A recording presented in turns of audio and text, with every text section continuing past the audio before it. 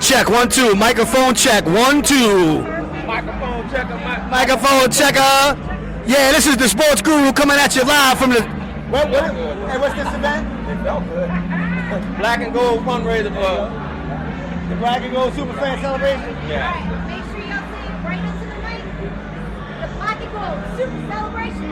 I love you to see our report. This is the Sports Guru for WSLA 1560 AM. I'm giving it to you live from Gulfport, Mississippi, at the Island View Casino. What is this event, baby doll?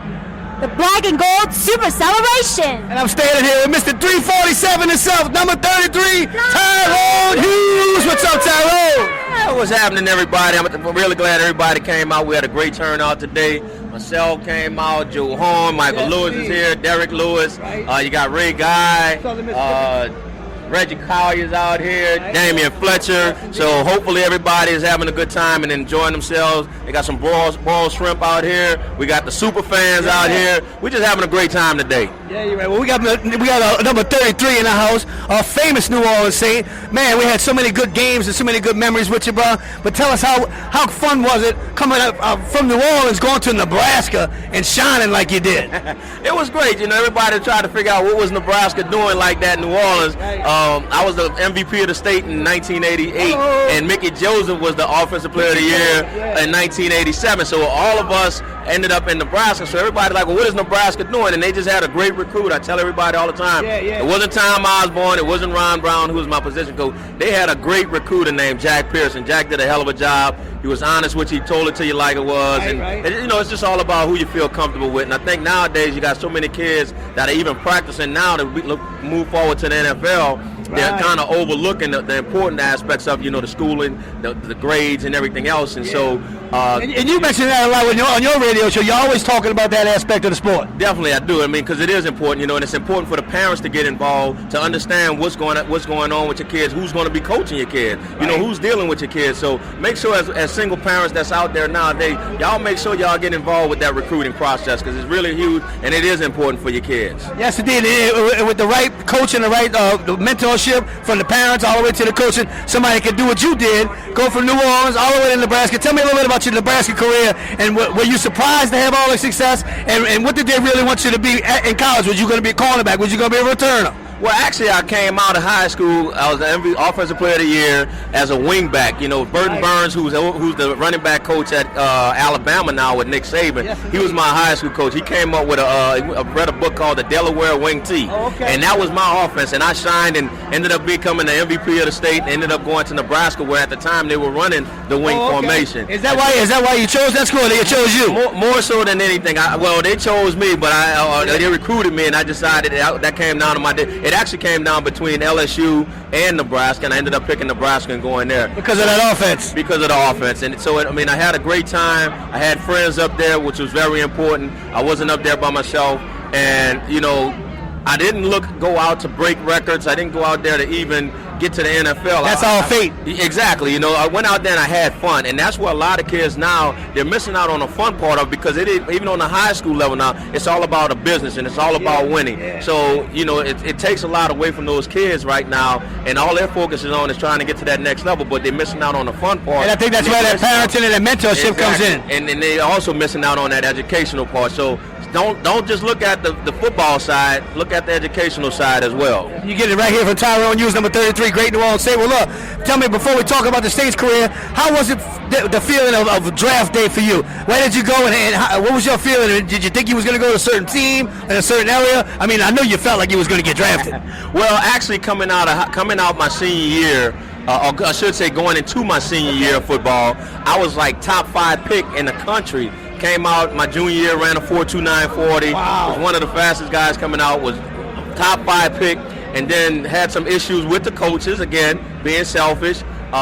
They didn't play me very much, but a lot of that was still going on at that time. It did, and it was, you know. And so what happened was, what they did realize was that, hey, Tyrone can play, and so they asked me to actually play. I play on the offensive side of the ball as a receiver, and also on the defensive side of the ball as a cornerback. So I was one of the few players that have actually played both ways in college football. Yeah, and at that time, hardly anybody was doing that. Hardly anybody was doing it, and so.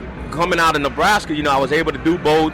I excelled at it, and going into the Saints on draft day, you know, that's where I want to hear. Come on. It went from first or second or third round to I didn't get picked to the 5th round, but I ended up getting picked by the Saints. And they had about 7, 12 rounds back then, huh? Exactly, 12. Well, actually, that was the first year. That was the last year of the 12 rounds. Yeah, so you went in about the middle. I went in the 5th round, and so that's not a disappointment.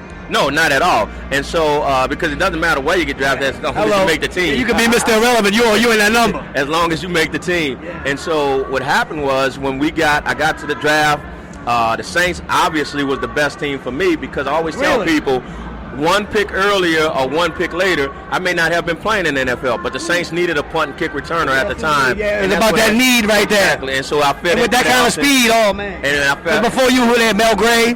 Way back when, you know. So I fell into that mold or that need and just excelled at it. And they had to keep me at that time. Yeah, well, you had a great rookie season, great few first seasons, but I mean, let's talk about that game. That one game that you got that 347 yards, did you feel like it in the morning when you woke up like you was going to be the greatest man on earth that day? Or did it just happen to you? Not at all. Actually, it just happened. Again, I just went out there to play because, first of all, I never was really concerned about the kickoff, the return side aspect. Yeah, okay. That was the first game I actually started as a cornerback. Oh, that was the first game. Wow. The corners that were hurt. So I actually they had some good cornerbacks and safeties at that time. And those guys got hurt, so I actually started as a cornerback in that game. Had an interception in that game. Oh, yeah, that made it even more better. And then had the 2 kickoff returns. Yeah. That was Jim Everett's first game against the Rams since he came play. Wow, and he was highly touted. Yeah, a lot of things going on, you know, for that game. It meant a lot to Jim Everett, boy. You took care of him. Yeah, it is back, bro. It was a Hughes game return wise. So. Made the record books, baby. The record still stands. And I remember watching the game and it was like, man, he's gonna do it again. Yeah. Not again. It was like it wasn't even really. It seemed like you played for 8 quarters, not just 4. You know. and it felt like it. I can tell you that. Yeah, from going from starting corner to nickel and dime and third down package, hurry up offense, having to kickoff return. I was cramping in the 4th quarter. Oh wow, what a great game that was. So in the morning you didn't know how you was going to turn out, but how you felt after the game was over? Did you feel like you really had accomplished something, not only for the team but for yourself? I accomplished a lot for myself. I didn't know I had set records though until the next day when all of the papers. Oh, okay, it was just all a big haze, huh? Yeah, because it was so exciting of a game. Yeah. But anyway, tell me about how you felt after the game. Oh, it was lovely. I mean, I woke up the next morning, started looking at the paper, saw that I had set the NFL record, got back to the office that morning, which was the office on the facility, just went through everything. We watched film, and as a typical professional player, you have to forget about it and focus on the next game. Yes, indeed. That's one game at a time, baby. One game at a time. Well, that game was awesome, but we appreciate you doing that for us as a Saints fan.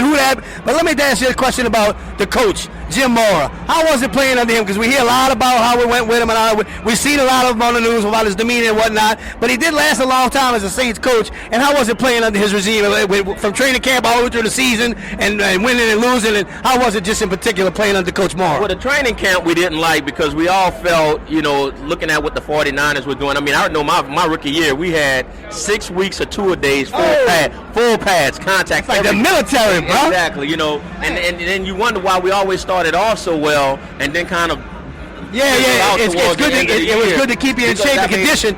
But in the end, you was blow it out. You would blow it out. You were beaten down because, I mean, even that year, we started off 5-0, and I think we might have finished 9-7. Unbelievable. But as Jim as a person, off the field was great. But he still had that coach's mentality. I'm not going to be your friend or what have you. I'm going to be your coach. So he really lived up to that. And he did. So he kept it separate. And defensive coaches, who's your defensive coach at that time? Back then we had several. Actually, we had it was the end of the Steve Sidwell regime as the defensive coordinator with Vic Fangio and those guys. Yeah, Vic Fangio been there for a long time. Monty Kiffin came in with Jim Haslett.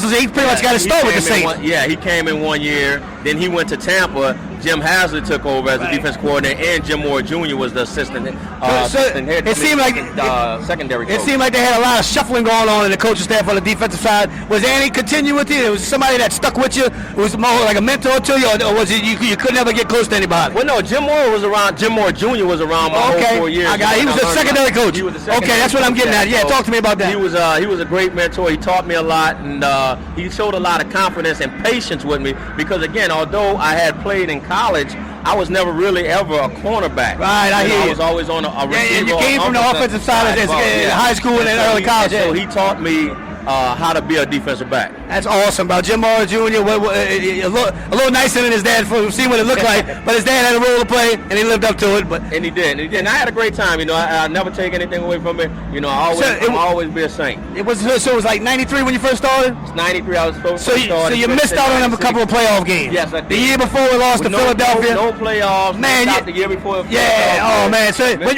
you came to the Saints, you probably expected to go to the playoffs, though. On the downside of the Dome Patrol, and all of those other guys. Man, so I had that.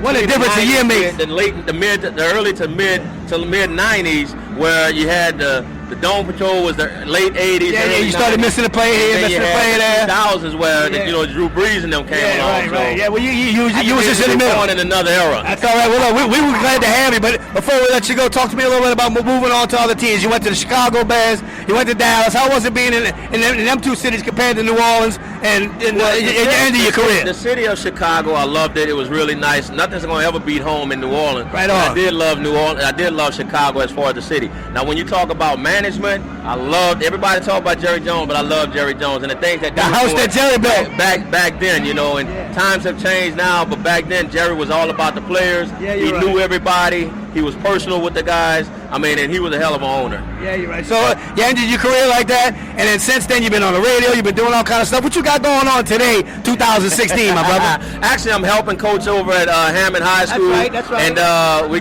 getting that team turned around. You was talking the last couple of months to all doing that. You're there now. I'm there now, and just helping them out, and then still doing my have my consulting company helping out. So if there's anybody out there in that Hammond in that Tangible Hole, Baton Rouge area, right now, with the flooding and everything, I'm all about material supplies. Got the cheapest sheetrock out there, so please give me a call, contact me, hit me on Facebook, whatever. If you can get to New Orleans and pick it up, I can help you out. $12.50 a sheet. Tyrone Hughes in the house. We appreciate you talking to us at the Sports Guru Show, brother. Always. Who that? Oh, thanks for having me, guys. I appreciate it. Yeah, you're right.